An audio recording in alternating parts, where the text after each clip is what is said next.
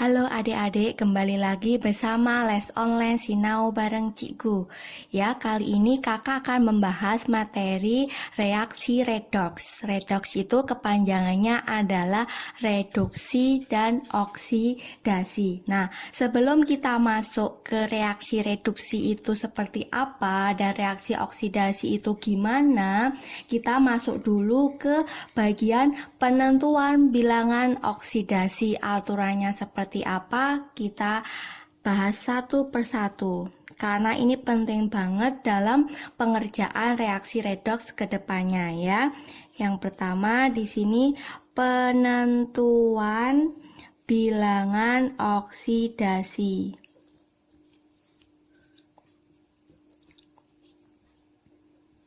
Nah, penentuan bilangan oksidasi ini ada beberapa aturan yang harus kalian ingat semuanya. Jadi intinya tiap masing-masing atom dalam sistem periodik unsur yang dulu kelas 1 sudah dibahas, itu kita kupas satu persatu. Misalkan atom Na, natrium itu biloxnya berapa, kemudian atom hidrogen itu biloxnya berapa ya. Kita bahas satu persatu di sini. Kita mulai dari yang pertama. Di sini ada aturan ketika ada atom H itu hidrogen ya, tapi keadaannya itu dalam senyawa. Artinya atom hidrogen dalam senyawa itu apa? Artinya adalah ketika atom H itu ada temennya. Misalkan contohnya ada H2SO4. Nah, ada H-nya kan dan temennya ada S, ada O. Itu artinya dalam senyawa. Nah, nanti aturannya biloxnya untuk atom H dalam senyawa itu adalah plus 1. Di sini harus kalian garis bawahi ada tandanya ya, nanti ada plus minus. Nanti kalau atom H dalam senyawa aturannya harus plus 1. Nah, apakah harus selamanya seperti itu? Enggak, di sini nanti ada pengecualiannya ya. Di sini saya tulis ada pengecualiannya. Ketika apa pengecualiannya ini digunain? Digunain ketika kalian menemukan suatu senyawa hidrida. Nah, apa itu senyawa hidrida? Kita bahas di sini. Saya langsung ambil contoh aja. Senyawa hidrida itu contohnya adalah misal saya punya ada KH. Nah, di sini kan H ada temennya K gitu ya. Kemudian ada CaH2 gitu. Terus kemudian ada LiH seperti itu. Nah, nanti kalau dalam senyawa hidrida, biloxnya H itu bukan plus 1 lagi, melainkan minus 1. Nah, yang perlu digarisbawahi lagi adalah kalau biar hafal senyawa hidrida itu seperti apa, intinya adalah logam ya. Golongan logam kelas 1 dulu sudah pernah kita bahas mana aja yang termasuk logam. Itu ada golongan 1A, golongan 2A, golongan 3A yang digabungkan dengan atom H. Di sini nanti akan membentuk suatu senyawa hidrida dan bilox hanya, ingat bilox itu hanya untuk satu atom aja ya. Hanya satu biloxnya adalah minus 1 seperti itu.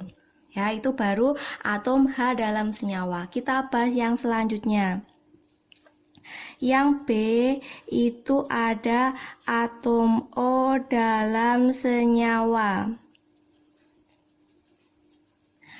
Atom O dalam senyawa di sini aturannya adalah bilox mayoritas hampir semuanya itu minus 2. Tapi ada pengecualiannya lagi ya, seperti atom hidrogen tadi. Kita bahas pengecualiannya di mana. Ada di yang pertama Kalau atom hidrogen kan di senyawa hidrida. Kalau atom oksigen, atom O, itu ada di senyawa namanya peroksida. Ya, peroksida itu nanti bentuknya seperti ini, ada H2O2, terus kemudian contoh lagi Na2O2, itu biloxnya atom O dalam keadaan satu atom itu bukan -2 lagi, tapi -1. Gitu ya. Terus lagi, selain senyawa peroksida, tak tambahi satu lagi, namanya senyawa superoksida. Contohnya ada KO2. Nah, KO2 nanti bilox O-nya bukan -2, bukan -1, tapi -setengah untuk atom O dalam jumlah satu atom ya. Kemudian yang ketiga ini khusus ya, senyawa F2O. Senyawa F2O. Nah, nanti biloxnya bukan -2, -1, -setengah, enggak, tapi biloxnya adalah +2. Nah, nanti kok banyak banget hafalannya? Enggak, nanti ada cara yang lebih cepat biar kalian bisa menghafalkan semua aturan penentuan bilox ini ya. Tapi sebelumnya kita bahas satu persatu dulu ya. Ini baru atom H, atom O. Nah, sekarang kita lanjut yang ketiga. Yang ketiga di sini kita bahas ketika ada atom golongan logam ya. Logam tadi kan saya bilang ada logam 1A, 2A, 3A seperti itu ya. Jadi kita bahas dulu yang logam 1A.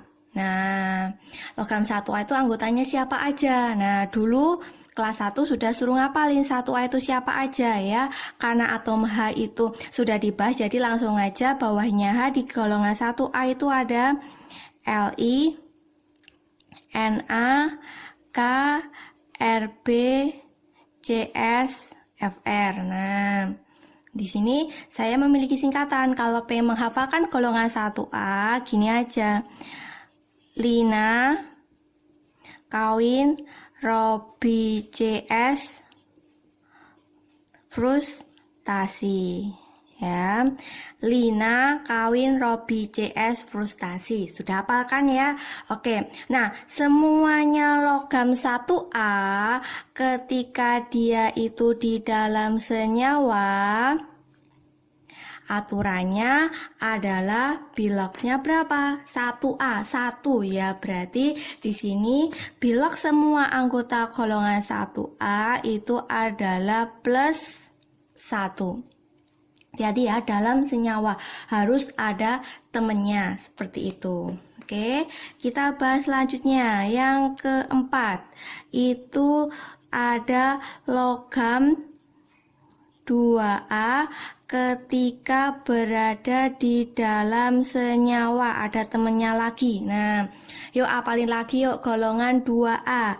Ada Be, Mg, Ca, Sr, BARA. Nah, singkatannya apa? Biar buat ngapalin. Saya tulisin ya di bawah sini. Ada bebek, Mg, Be, mangan, Mg, cacing, Ca, seret, Sr, banget, Ba, rasane RA. Nah, ini ya logam 2A sudah hafal, oke. Nah, aturannya dalam 2A ini semuanya biloxnya 2 berarti +2. Enak toh ngapalinnya ya. Semua anggota di sini biloxnya adalah +2. Oke, selanjutnya di sini setelah kita bahas ada atom H, atom O, logam 1A, logam 2A. Di sini yang kelima ada contohnya tadi logam 3A dalam senyawa. Nah, ini 3A itu enggak semuanya ya. Jadi yang sering keluar saja yaitu ada atom Al. Nah, di sini kalau Al dalam senyawa ada temennya, biloxnya itu adalah plus 3. Nah, udah apa ya? 1A plus 1, 2A plus 2, 3A plus 3. Itu untuk yang termasuk logam. Nah, selanjutnya di sini masih ada lagi. Kita bahas sekarang yang bagian non-logamnya. Ada atom golongan 7A. Tapi masih hati-hati dalam senyawa, ada temennya ya. Atom golongan 7A itu seperti apa? Contohnya ada FClBrI. Kalau saya ngapalin boleh. Yuk apa? Fanta, F, Coca-Cola Cl, Bir, BR, idamanku. Nah, udah hafal ya golongan 7A. Oke, semua anggota golongan 7A di sini ada beberapa sih aturannya ya, enggak semuanya langsung FClBrI nanti biloxnya berapa itu enggak ya. Nah, nanti di sini khusus F ya, khusus F itu nanti biloxnya kalau dalam suatu senyawa selalu biloxnya min 1. Tapi yang ClBrI ini ada 2 aturan. Oke, 2 aturan kita bahas. Aturan yang pertama itu kalau senyawanya itu tanpa O. Tanpa O itu maksudnya ada HCl gitu kan ya, ada atom H, ada atom Cl, berarti kan nggak ada O-nya ya. Atau contohnya lagi NaBr. Nah, ada golongan 7A tapi nggak ada atom O-nya. Itu biloxnya minus 1 kayak F. Tapi ketika senyawa itu ada O-nya, ada atom oksigennya, contohnya ada HClO4. Nah, ada atom H, ada atom Cl, ada atom O-nya, itu biloxnya si ClBrI itu yang dicari. Jadi nggak pasti, tergantung temennya itu siapa gitu ya. Dicari, cara mencarinya kita bahas selanjutnya, oke? Itu yang atom golongan 7A dalam senyawa.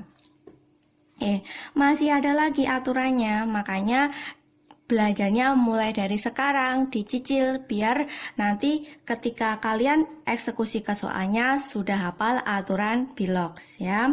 Selanjutnya di sini ada ketika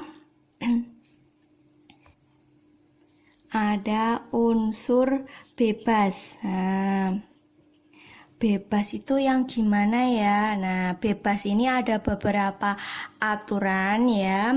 Unsur bebas itu kalau di kimia ada 2. Yang monoatomik sama yang kedua diatomik. Mono artinya 1, di artinya 2. Nah, mono itu nanti juga dibagi lagi, mono yang cuma bersatu itu ya, itu ada yang monoatomik bermuatan sama ada monoatomik tanpa muatan. Nah, contohnya langsung saja, misalkan monoatomik tanpa muatan, mono kan cuma 1 aja ya, itu misalkan ada Fe tok, renek koncone ya, nggak ada temennya, Fe tok.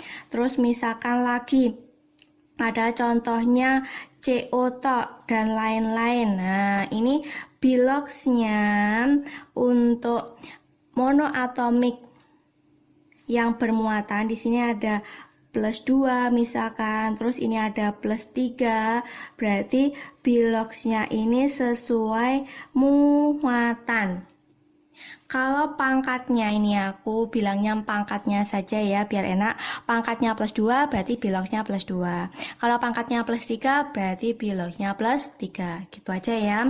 Terus kalau yang tanpa muatan ini contohnya misalkan tadi kalau ada Fe, CO tanpa embel-embel, tanpa ada pangkatnya, itu biloxnya adalah 0. Nah, kayak telur ceplok ya, telur mata sapi, 0.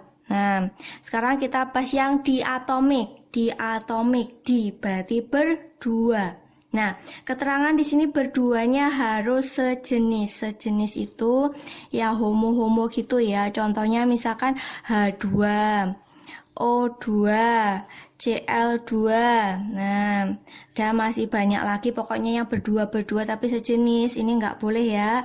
Makanya di sini aturannya biloxnya adalah 0.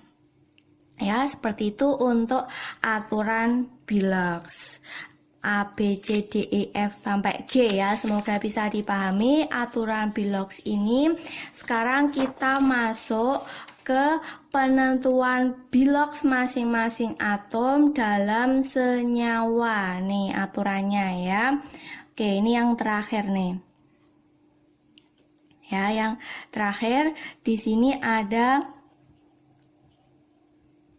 penentuan bilox masing-masing atom dalam senyawa. Senyawa itu artinya mereka ada temennya semuanya ya. Nah, hati-hati dalam penentuan bilox masing-masing atom dalam senyawa ini ada dua kemungkinan.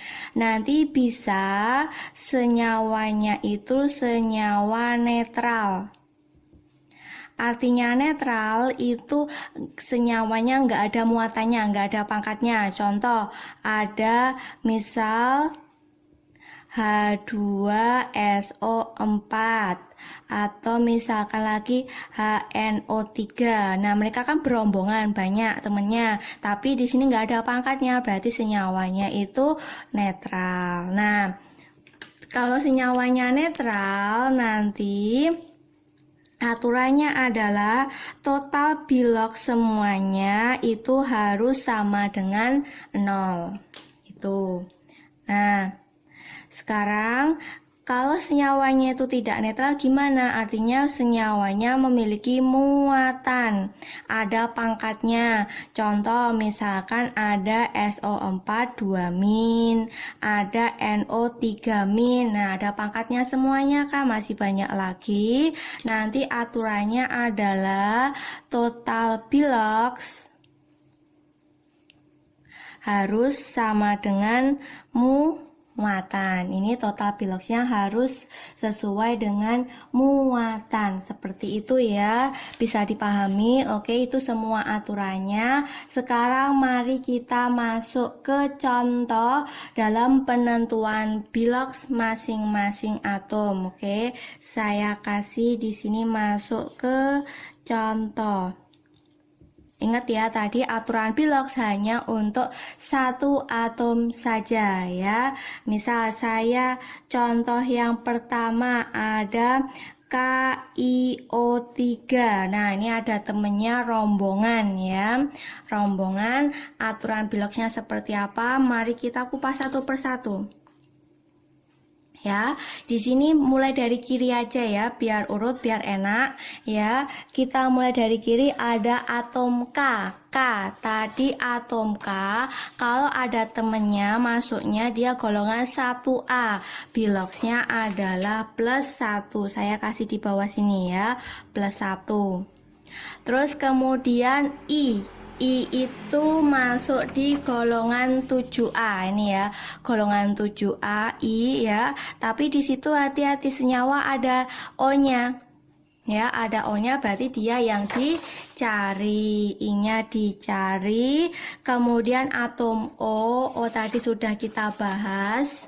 Dia tidak peroksida, dia tidak superoksida, tidak senyawa F2O2. Jadi biloxnya adalah minus 2. Nah, minus 2 seperti ini ya. Oke, nah caranya saya kupas satu persatu. Cara penentuan Bilox adalah plus 1 di sini Biloxnya dikali dengan jumlah atomnya. Di sini kan jumlah atomnya 1 ya.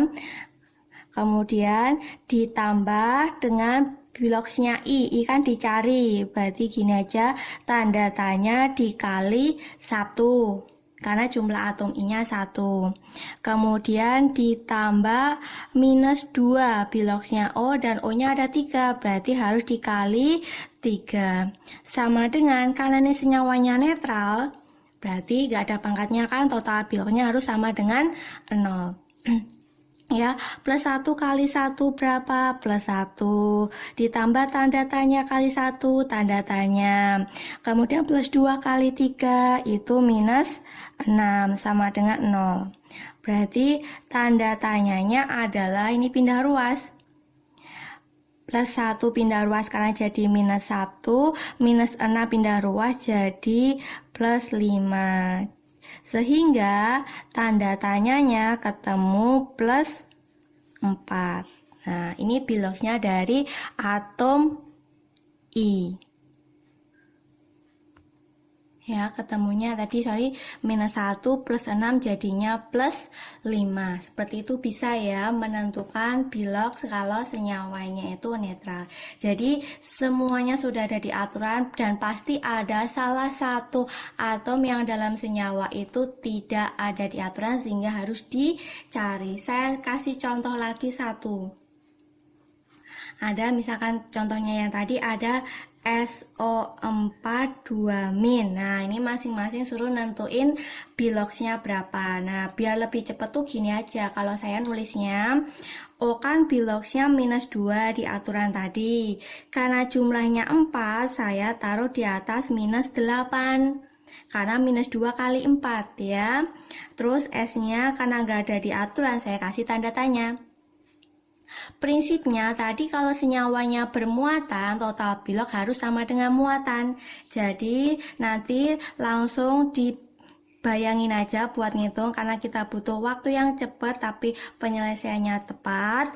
Tanda tanya dikurangi 8 sama dengan minus 2. Berarti tanda tanyanya ketemunya adalah plus 6. Nah, ketemu toh Biloxnya S adalah plus 6. Seperti itu. Semoga bisa dipahami untuk contoh dari reaksi redoks beserta aturan-aturan dalam penentuan Bilox. Nanti bisa dilihat ya semua aturannya, semoga bisa dipahami dan nanti bisa disimak lagi video-video kakak selanjutnya untuk bagian reaksi redoks ini. Dan jangan lupa biar dapat pemberitahuan langsung, subscribe channel kakak Sinau bareng Cikgu dan follow IG PR Math Fiskim Online. Sampai jumpa lagi, semoga bermanfaat.